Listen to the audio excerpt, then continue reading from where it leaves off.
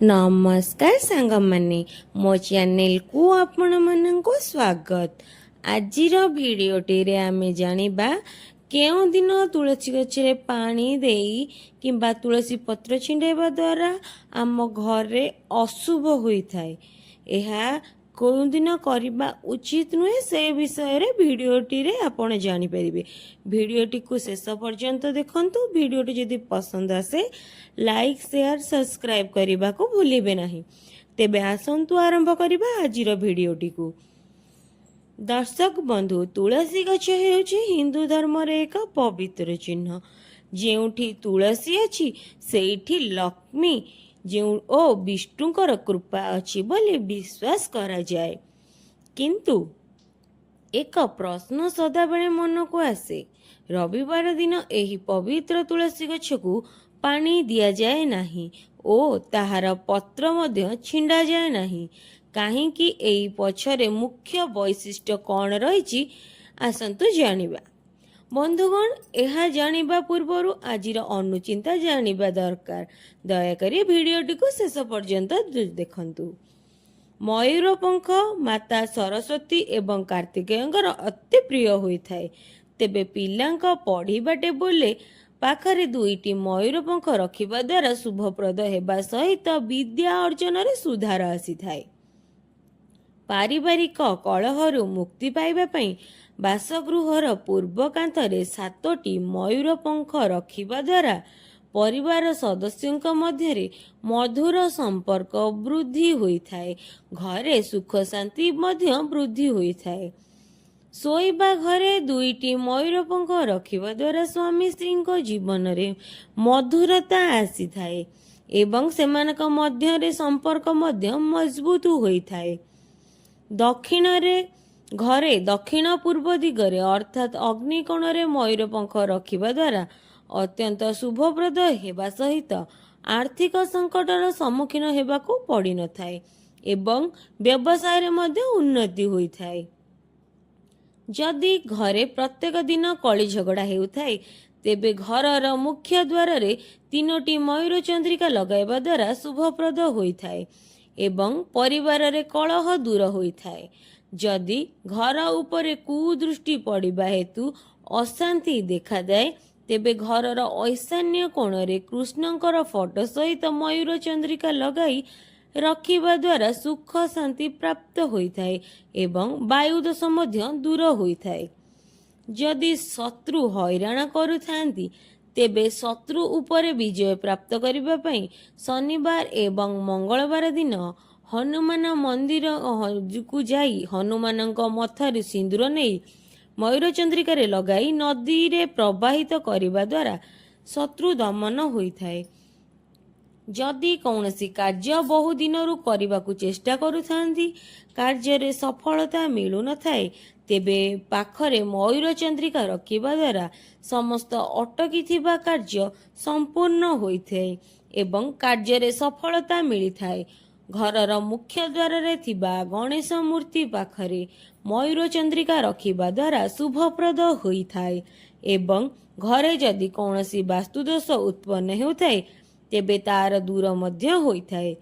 पिलांक बही किंबा खाता भितरे मयूर चंद्रिका रखिबा द्वारा शुभप्रद होइथाए एवं पिलामानकर लेखा पढ़ा प्रभावशाली होइथाए। जदि कौनसी लोक उदास रहुथाए किंबा कार्य क्षेत्र रे निजर श्रेष्ठता प्रतिपादन करि पारु नथांती तेबे मयूर चंद्रिका घरे रखिबा द्वारा उदासी दूर हेबा सहित श्रेष्ठता प्रतिपादन होइथाए। जदि व्यवसाय रे लाभ प्राप्त हेउ न थाए तेबे व्यवसाय स्थल रे थिबा कैश बॉक्स रे 7टी मयूर चंद्रिका रखिबा द्वारा लाभ प्राप्त हेबा सहित व्यवसाय रे उन्नति होइथाए। घर कबाट रे 3टी मयूर चंद्रिका लगाइबा द्वारा घरे साप झिटिपिटी एवं अन्य कीटपतंग इत्यादि घरे प्रवेश करि पारि नथांती। कौनसी मंदिर जाई राधाकृष्ण का मुकुट रे मयूर चंद्रिका लगाइबा परे 40 दिन पर सही मयूर चंद्रिका आनी घरे पैसा रखुथिबा स्थान रे रखिबा द्वारा आर्थिक लाभ होइथाए। घरे मयूर चंद्रिका रखिबा द्वारा कौनसी दृष्टि शक्ति घरे प्रवेश करि पारि नथाए ଏବଂ ଘରେ ସକାରାତ୍ମକ ଶକ୍ତିର ପ୍ରଭାବ ଅକ୍ଷୁଣ୍ଣ ରହିଥାଏ। ମୟୂର ଚନ୍ଦ୍ରିକା ଘରର ଉତ୍ତର ପଶ୍ଚିମ କୋଣ କିମ୍ବା କାନ୍ଥରେ ଲାଗି କରି ରଖିବା ଦ୍ୱାରା ରାହୁଙ୍କର ଖରାପ ପ୍ରଭାବ କମ୍ ପଡ଼ିଥାଏ। ପରିବାର ଲୋକଙ୍କ ସ୍ୱାସ୍ଥ୍ୟ ମଧ୍ୟ ଭଲ ରହିଥାଏ। ଚାନ୍ଦିର ତାବିଜ ଭିତରେ ମୟୂର ଚନ୍ଦ୍ରିକା ରଖି ନବଜାତ ଶିଶୁଙ୍କୁ ପିନ୍ଧାଇବା ଦ୍ୱାରା ମଙ୍ଗଳକାରୀ ହୋଇଥାଏ ଏବଂ ଖରାପ ନଜର ଅର୍ଥାତ୍ ଦୃଷ୍ଟି ଦୋଷ ଲାଗି ନଥାଏ। ଯଦି ଅଯଥା ଖର୍ଚ୍ଚ ବୃଦ୍ଧି ହେଉଥାଏ କିମ୍ବା ପଇସା ଅଧିକ ସମୟ ପାଖରେ ରହୁନଥାଏ, ତେବେ ଠାକୁର ଘରେ ମୟୂର ଚନ୍ଦ୍ରିକା ରଖିବା ଦ୍ୱାରା ଅଯଥା ଖର୍ଚ୍ଚ ଦୂର ହେବା ସହିତ ପରିବାର ଲୋକଙ୍କ ଭିତରେ ଉତ୍ତମ ସମ୍ପର୍କ ରହିଥାଏ। ତକିଆ ତଳେ 7ଟି ମୟୂର ଚନ୍ଦ୍ରିକା ରଖି ଶୋଇବା ଦ୍ୱାରା ମଙ୍ଗଳକାରୀ ହୋଇଥାଏ ଏବଂ ଜାତକରେ ଥିବା କାଳସର୍ପ ଦୋଷ ମଧ୍ୟ ଦୂର ହୋଇଥାଏ। ଆର୍ଥିକ ସ୍ଥିତି ମଜବୁତ କରିବା ପାଇଁ ହେଲେ କାର୍ଯ୍ୟାଳୟ ଦକ୍ଷିଣ ପୂର୍ବ ଦିଗରେ ମୟୂର ଚନ୍ଦ୍ରିକା ରଖିବା ଦ୍ୱାରା ଆର୍ଥିକ ଅନାଭାବ ଦୂର ହୋଇଥାଏ ଏବଂ ଅଟକିଥିବା ଧନ ପ୍ରାପ୍ତ ହୋଇଥାଏ। ଯେଉଁ ମହିଳାମାନଙ୍କର କଣ୍ଠ କୋମଳ ଏବଂ କଥାବାର୍ତ୍ତା ଧୀର ହୋଇଥାଏ, ସେମାନେ ଅତ୍ୟନ୍ତ ଭାଗ୍ୟଶାଳୀ ମହିଳା ଅଟନ୍ତି। ଯେଉଁ ମହିଳାମାନେ ଆସ୍ତିକ, କ୍ଷମାଶୀଳ, ଦାନଶୀଳ, ବୁଦ୍ଧିମାନ ଏବଂ କର୍ତ୍ତବ୍ୟପରାୟଣ, ସେମାନେ ସାକ୍ଷାତ ଲକ୍ଷ୍ମୀଙ୍କର ସ୍ୱରୂପ ଅଟନ୍ତି। ଯେଉଁ ମହିଳାମାନେ ଘରକୁ ଆସୁଥିବା ଅତିଥିଙ୍କୁ ଆଦରପୂର୍ବକ ସତ୍କାର କରନ୍ତି, ସେମାନେ ଅତ୍ୟନ୍ତ ଭାଗ୍ୟଶାଳୀ ଅଟନ୍ତି।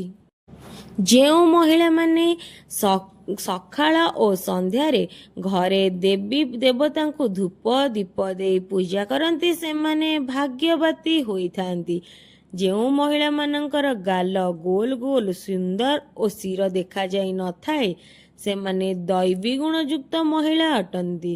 ଯେଉଁ ମହିଳାଙ୍କ ଓଠ 2 ଆଙ୍ଗୁଳି ସୁନ୍ଦର ଓ ମାଂସଳ, ସେମାନେ ସୌଭାଗ୍ୟଶାଳୀ ମହିଳା ଅଟନ୍ତି। ଯେଉଁ ମହିଳାଙ୍କ ବେକ 4 ଆଙ୍ଗୁଳି ବିଶିଷ୍ଟ, ସୁନ୍ଦର ଓ ସୁଢଳ, ସେମାନେ ଉତ୍ତମ ଲକ୍ଷଣଯୁକ୍ତ ଅଟନ୍ତି। ଧାର୍ମିକ ପ୍ରଥା ଅନୁଯାୟୀ ପୁରାଣ ସଂସ୍କୃତିରେ ତୁଳସୀ ଦେବୀଙ୍କୁ ଏକ ପବିତ୍ରତା ନାରୀ ଭାବରେ ଦେଖାଯାଇଥାଏ। ସେ ଶ୍ରୀହରିଙ୍କ ପ୍ରିୟା, ତେଣୁ ତାଙ୍କୁ ପ୍ରତିଦିନ ଦୀପ ଜଳାଇ ଜଳ ଦିଆଯାଏ, ପୂଜା କରାଯାଏ। ଦେଖିବାକୁ ମିଳିଥାଏ ଯେ ଗୃହସ୍ଥ ଘରେ ତୁଳସୀ ଚଉରା ଅବଶ୍ୟ ଥାଏ। ରବିବାର ଦିନ ସୂର୍ଯ୍ୟଦେବଙ୍କ ଦିନ। ଏବେ ଆସନ୍ତୁ ଆଲୋଚନା କରିବା ଏହି ଦିନ ବିଷୟରେ। ଏହି ଦିନ ସୂର୍ଯ୍ୟଦେବଙ୍କର ଦିନ ଭାବରେ ପରିଚିତ। ସୂର୍ଯ୍ୟଙ୍କୁ ତପସ୍ୱୀ ମନାଯାଏ, ତେଣୁ ଏହି ଦିନ ଯେକୌଣସି ଶକ୍ତିକୁ ବା ଦେବତାକୁ ବିକଳ କରାଯାଇପାରିବ, ତାହା ଅଶୁଭ ମନାଯାଏ।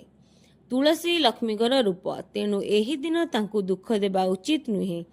ତେଣୁ ତୁଳସୀ ପତ୍ର ଛିଣ୍ଡାଯାଏ ନାହିଁ, କାହିଁକି ନା ତୁଳସୀ ପତ୍ର ହେଉଛି ତାଙ୍କ ଶରୀରର ଭାଗ।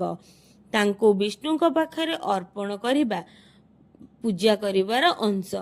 କିନ୍ତୁ ରବିବାର ଦିନ ଏହି ପତ୍ର ଛିଣ୍ଡିବା ମାନେ ତାଙ୍କ ଶାନ୍ତିକୁ ଭଙ୍ଗ କରିବା ସହ ସମାନ। ପୁରାଣ ଅନୁସାରେ ଏହା କ୍ଷମାଯୋଗ୍ୟ ନୁହେଁ। ଗରୁଡ଼ ପୁରାଣ ଓ ପଦ୍ମ ପୁରାଣରେ ଏହି ନିୟମର ବ୍ୟାଖ୍ୟା କରାଯାଇଛି। ସେଠି ଲେଖାଯାଇଛି ଯେ ଯେଉଁଦିନ ତୁଳସୀ ଦେବୀ ମୌନ ଅବସ୍ଥାରେ ଥାଆନ୍ତି, ସେହିଦିନ ତାଙ୍କ ଶରୀରରେ ହସ୍ତକ୍ଷେପ କରିବା ଅପରାଧ ସହ ସମାନ। ଏହି ଦିନ ବିଷ୍ଣୁ ମଧ୍ୟ ତୁଳସୀ ପତ୍ର ଗ୍ରହଣ କରନ୍ତି ନାହିଁ। ଏହି ଦିନ କ'ଣ କରିବା ଉଚିତ? ତେବେ ରବିବାର ଦିନ ତୁଳସୀ ପାଖରେ କ'ଣ କରିବେ? ତାଙ୍କୁ ଦୂରରୁ ନମସ୍କାର କରନ୍ତୁ, ଦୀପ ଜଳାନ୍ତୁ, ପାଖର ଜାଗା ସଫା ରଖନ୍ତୁ, କିନ୍ତୁ ପତ୍ର ଛିଣ୍ଡାନ୍ତୁ ନାହିଁ ଓ ପାଣି ଦିଅନ୍ତୁ ନାହିଁ। ଏହା ଆପଣଙ୍କ ଭକ୍ତିର ସଂଯମ, ଶ୍ରଦ୍ଧାର ପରିଚୟ। ତୁଳସୀ ଦେବୀ ଏକ ପବିତ୍ରତା ନାରୀର ଅଟୁଟ ଭାବରେ ପୂଜା କରନ୍ତି।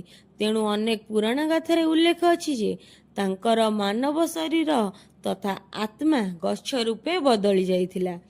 ଏହି କାରଣରୁ ତୁଳସୀ ଗଛକୁ ମାନବୀ ରୂପ ଭାବରେ ଦେଖାଯାଏ। ତେଣୁ ରବିବାର ଦିନ, ଯାହାକି ଏକ ବିଶ୍ରାମ ଓ ଧ୍ୟାନ ଭାବରେ ମନାଯାଏ, ଏହି ଦିନ ତୁଳସୀକୁ ବିଘ୍ନ ଦେବା ଉଚିତ ନୁହେଁ। ପତ୍ର ଛିଣ୍ଡାଇବା ମାନେ ଗଛର ଶକ୍ତିକୁ କିଛି ଅଂଶରେ କମେଇବା। ରବିବାର ଦିନ ଏହି ଶକ୍ତି ସ୍ଥିର ଶାନ୍ତ ଅବସ୍ଥାରେ ରହିଥାଏ, ଯାହାକୁ ବିଚ୍ଛିନ୍ନ କରିବା ଅଶୁଭ ମନାଯାଏ। ତେଣୁ ଏହି ଦିନ ତୁଳସୀ ପତ୍ରର ବ୍ୟବହାର କରି ବିଷ୍ଣୁଙ୍କୁ ଅର୍ପଣ କଲେ ତାହାର ଫଳ ମଧ୍ୟ ମିଳେ ନାହିଁ ବୋଲି ବିଶ୍ୱାସ କରାଯାଏ। ତୁଳସୀ ଦେବୀ କେବଳ ଗଛ ନୁହନ୍ତି, ସେ ହେଉଛନ୍ତି ଆମ ଘରର ଶୁଭତାର ଚିହ୍ନ। ତାଙ୍କର ସମ୍ମାନ କରିଲେ ଘରେ ଲକ୍ଷ୍ମୀ ଓ ବିଷ୍ଣୁଙ୍କର କୃପା ବସିଥାଏ। ତେଣୁ ଏହି ଜ୍ଞାନକୁ ଅନ୍ୟମାନଙ୍କୁ ମଧ୍ୟ ସେୟାର କରନ୍ତୁ। ଆପଣଙ୍କ ଜୀବନକୁ ପବିତ୍ର ଓ ଶାନ୍ତିମୟ କରନ୍ତୁ। ଭିଡ଼ିଓଟି ଭଲ ଲାଗିଥିଲେ ଲାଇକ୍ କରନ୍ତୁ। ଆଉ ଏଇଭଳି ଧାର୍ମିକ ଭିଡ଼ିଓ ଦେଖିବା ପାଇଁ ଆମ ଚ୍ୟାନେଲକୁ ସବସ୍କ୍ରାଇବ୍ କରିବାକୁ ଭୁଲନ୍ତୁ ନାହିଁ। କମେଣ୍ଟ ସେକ୍ସନରେ ଜୟ ଶ୍ରୀ ତୁଳସୀ, ଜୟ ଶ୍ରୀ ବିଷ୍ଣୁ ଲେଖିଦିଅନ୍ତୁ।